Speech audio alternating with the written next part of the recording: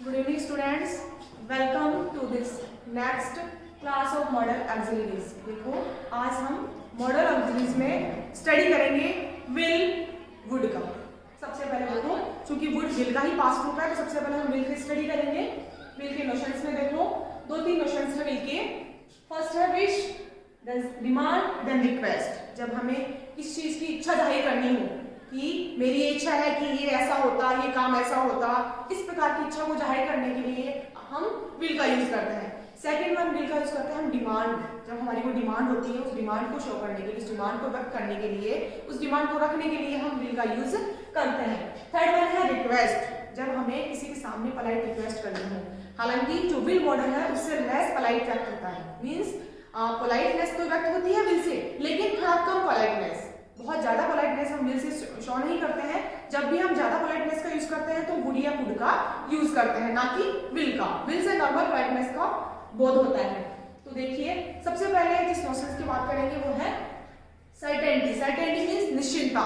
जब हम simple futurity, वैसे तो देखिए जो विल और शैल का यूज होता है वो सिंपल फ्यूचरिटी व्यक्त करने के लिए होता है। जब हम फ्यूचर में कोई काम करने जा रहे होते हैं कि हम कल से ये काम करेंगे तो उस काम को शो करने के लिए हम शैल या विल का यूज करते हैं। जनरली आई और वी के साथ हम शैल का यूज करते हैं। बाकी जितने भी सब्जेक्ट हैं मीन्स सेकंड पर्सन है और थर्ड पर्सन है उनके साथ हम किसका यूज करते हैं, विल का। तो चूंकि आज हम विल और वुड दो मॉडल का यूज करेंगे, पढ़ेंगे कि कौन से सेंटेंस में विल का यूज होगा और कौन से सेंटेंस में वुड का। तो हम सबसे पहले विल का यूज बताएंगे। तो विल के यूज में फर्स्ट जो नोशन है वो सर्टेनिटी।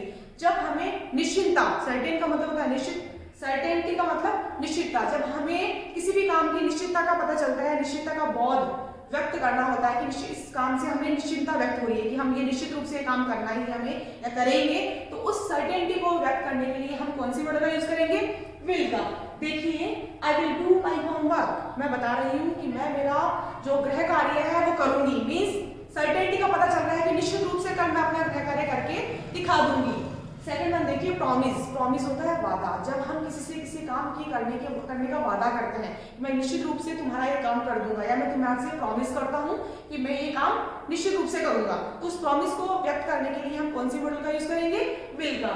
देखिए I will surely help you, कि मैं निश्चित रूप से तुम्हारी सहायता करूंगा। देखो मैं किसी को ये आश्वस्त कर रही हूँ, उसे ये विश्वास दिला रही हूँ, उसे प्रॉमिस कर रही हूँ कि मैं निश्चित रूप से तुम्हारी जरूरत पड़ने पर ये सहायता करूंगी। या फिर कल कोई काम करने जा रही है, वो कोई इकोनॉमिकली हो या फिर अगर ऐसा वर्क है जिसमें उसे किसी की हेल्प की जरूरत है, तो हम जब उसको हेल्प करने के लिए हमें उसको उससे वादा करना होता है कि कोई जरूरी नहीं है ऑलरेडी हम किसी को बोला और हम उससे उसकी सहायता करते हैं, लेकिन जब हमने किसी से प्रॉमिस कर लिया कि मैं निश्चित रूप से तुम्हारे इस काम में सहायता करूंगा, तो फिर उस प्रॉमिस को व्यक्त करने के लिए जिस मॉडल का यूज करेंगे वो है विल। थर्ड वन देखिए इंस्टेंट डिसीजन।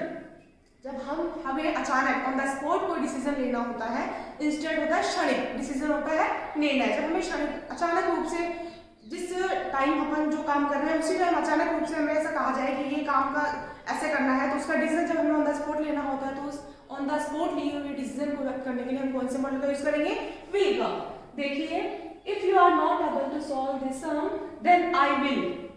तो देखो इस वाक्य में बताया जा रहा है कि if you are not able to solve this sum, कि यदि तुम इस सवाल को हल करने के में सक्षम नहीं हो, असक्षम हो, तो देन आई विल डू, तो मैं इसको सॉल्व कर दूंगी। मीन्स ऑन द स्पॉट हमने ये निर्णय ले लिया कि किसी से भी कोई काम नहीं हो रहा, तो इस चीज का जिम्मे मैं लेती हूँ कि मैं इस काम को करूंगी। तो इस नोशंस के अलावा आगे है प्रेडिक्शन में विल का यूज होता है। प्रेडिक्शन यानी भविष्यवाणी में। जब हम किसी चीज की कोई भविष्यवाणी करते हैं, तो भविष्यवाणी चूंकि पता है कि पास्ट में भी नहीं होती है, प्रेजेंट में भी नहीं होती, हमेशा भविष्यवाणी हम फ्यूचर की ही करते हैं कि फ्यूचर में ये काम होने वाला है या हो सकता है, हम किसी भी चीज का प्रेडिक्शन करते हैं, तो उस प्रेडिक्शन को शो करने के लिए हम विल मॉडल का यूज करते हैं। देखिए I guess it will rain today in the evening, कि ऐसा अनुमान है कि मुझे ऐसा अनुमान लग रहा है कि आज शाम को बारिश होगी या होने वाली है। तो चूंकि देखो जो विल मॉडल है, जब भी हम किसी फ्यूचरिटी की बात करते हैं, फ्यूचर में होने वाले वर्क की बात करते हैं या फिर प्रेडिक्शन की बात करते हैं, तो उससे स्ट्रॉन्ग प्रेडिक्शन का बोध होता है। मीन्स कोई भी जो पॉसिबिलिटी होती है वो थोड़ी स्ट्रॉन्ग हो जाती है कि काम होने की संभावना ज्यादा बढ़ जाती है कि वास्तव में होगा। तो मतलब यहाँ बारिश होने की संभावना ज्यादा हो रही है, क्योंकि इसमें हमेशा विल मॉडल का जब सेंटेंस में यूज होता है तो सेंटेंस में जो प्रेडिक्शन, यदि प्रेडिक्शन का बोध हो रहा है तो उस प्रेडिक्शन के होने की संभावना बढ़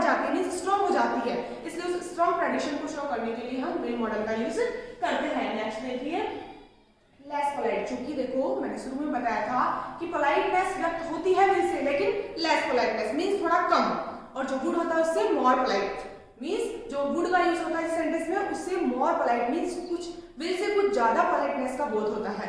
इसलिए देखो जब भी हमें थोड़ा सा कम विनम्र भाव का बोध करवाना होता है तो उस कम विनम्रता के भाव को व्यक्त करने के लिए हम विल मॉडल का यूज करते हैं। जैसे will you please bring something for me to eat, क्या तुम कुछ लाओगे, कृपया करके क्या तुम मुझे मेरे लिए खाने के लिए कुछ लाओगे, तो उससे थोड़ी सी कम विनम्रता का बोध हो रहा है मीन्स ज्यादा पोलाइटनेस का भाव व्यक्त नहीं हो रहा है। आगे देखिए हैबिट, हैबिट यानी आदत।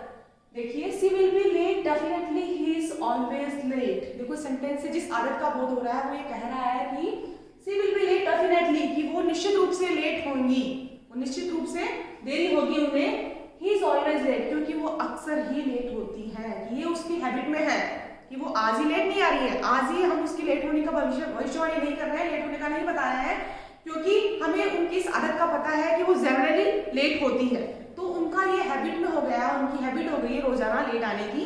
तो इस प्रकार की हैबिट को व्यक्त करने के लिए हम विल मॉडल का यूज करते हैं।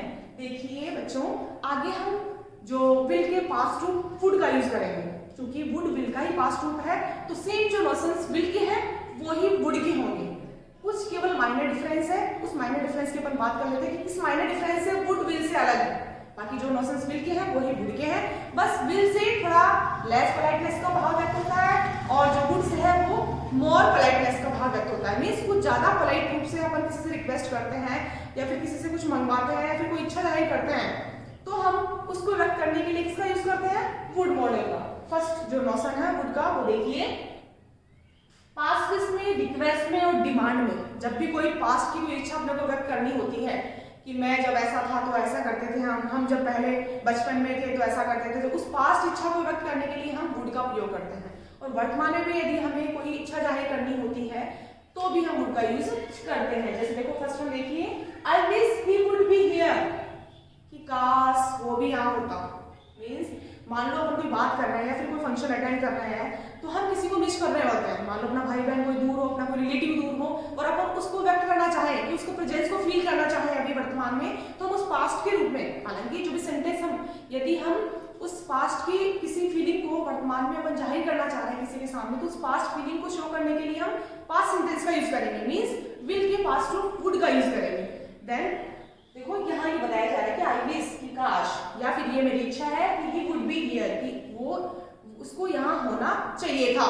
ये बताया जा रहा प्रेजेंट में है, लेकिन ये इच्छा कौन सी है, पास्ट की है, इसलिए हम विल के पास्ट रूप वुड का यूज किया जा रहा है, ना कि विल का। सेकंड वन देखिए, I would like to dance with you.